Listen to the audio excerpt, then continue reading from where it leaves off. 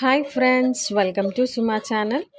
ఈరోజైతే మనం ఇంద్రేశంలోని శివాలయం టెంపుల్కి అయితే వచ్చేసామండి. సో ముందుగా అయితే మనకు హనుమంతుడి దర్శనం ఇస్తాడు, వినాయకుడు కూడా మనకి దర్శనం ఇస్తాడు స్టార్టింగ్లోనే, వెళ్ళే దారిలోనే. సో అలాగే చూడండి, ఇదే రోడ్ అన్నమాట శివాలయం టెంపుల్కి వెళ్ళేదానికి. గుడి పక్కనే ఇలా వాటర్ చాలా బాగుంటుందండి వ్యూ అయితే. సో ఇలానే ముందుకెళ్తే ఇక్కడ బండ పైన ఇలా అయితే అమ్మవారిని అయితే చెక్కారు. ఈ గుడి మాత్రం 10:30 వరకు మార్నింగ్ పూట అయితే ఓపెన్ ఉంటుందంట అండి. మండే పూట ఒక 11:30 వరకు అయితే ఓపెన్ ఉంటుందంట. సో ఇలా స్ట్రెయిట్గా వెళ్తే మనకి టెంపుల్ అయితే కనిపిస్తుందండి. చూడండి ఆ వాటర్, అక్కడ కమాన్ కనిపిస్తుంది కదా అండి, అక్కడ నుంచే మనము లోపలికి అయితే ఎంటర్ అవ్వాలి. ఇంకోటి, ఇక్కడ టెంకాయలు అలాంటివి ఏమీ దొరకవు, మనము ఇంటి దగ్గర నుంచే తెచ్చుకోవాలి స్టాల్స్ నుంచి. సో ఇక్కడ నుంచి అయితే మనం లోపలికి అయితే వెళ్ళాలి. లోపలికి వెళ్ళగానే మనకి శివాలయం అయితే కనిపిస్తుంది. చూడండి, వెళ్దాం పదండి.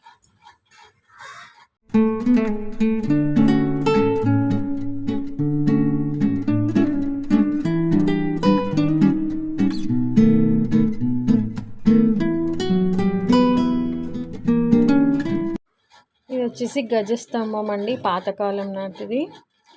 సో ఇది పెద్ద నంది ఉంటుంది.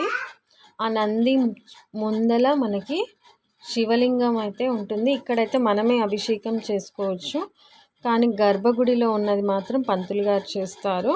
అది ఎర్లీ మార్నింగ్ 5 o'clock అలా అభిషేకం అయితే చేస్తారంట.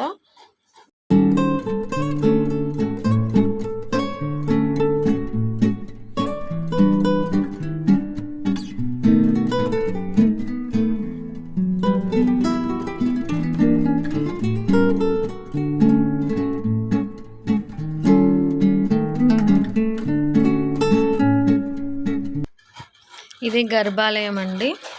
శివుని అయితే దర్శనం చేసుకోండి. ఓం నమ శివాయ. ఇలా అయితే రౌండ్గా అయితే తిరగాలి. సో ప్రతి గుడి దగ్గరికి వెళ్ళినప్పుడు అయితే ప్రదక్షిణాలు చేస్తారు కదా అండి, అలా అనమాట. సో అక్కడ బ్యాక్ సైడ్ వ్యూ చూడండి, స్వాములు కూడా అక్కడ పూజ చేసుకుంటున్నారు శివాలయంలో. అక్కడ పుట్ట కూడా ఉందండి. సో ఇదే అండి పుట్ట, అందరు దర్శనం చేసుకోండి. ఇక్కడికి రావడానికి పటాన్చెరు బస్ ఎక్కేసి పటాన్చెరు దగ్గర దిగేసి అక్కడ నుంచి స్టీరింగ్ ఆటోలు అయితే ఉంటాయండి. స్టీరింగ్ ఆటోలలో అయితే మనం రావచ్చు. ఈ వీడియో మీకు నచ్చితే లైక్, షేర్ అండ్ సబ్స్క్రైబ్. అక్కడ గోశాల కూడా ఉంది.